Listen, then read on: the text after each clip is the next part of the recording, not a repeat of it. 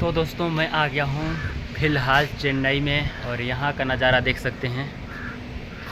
आज मेरे को 2 दिन हो गया यहाँ।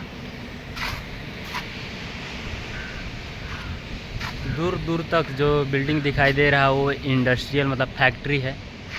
इतना फैक्ट्री है कि पूछिए मत।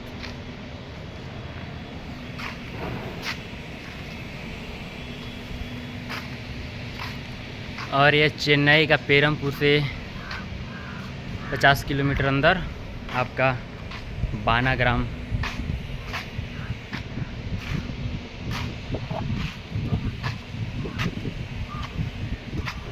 और यहाँ से इधर 50 किलोमीटर दूर में हवाई अड्डा है जो चेन्नई का सेंट्रल के जस्ट बगल में रेलवे स्टेशन से आगे।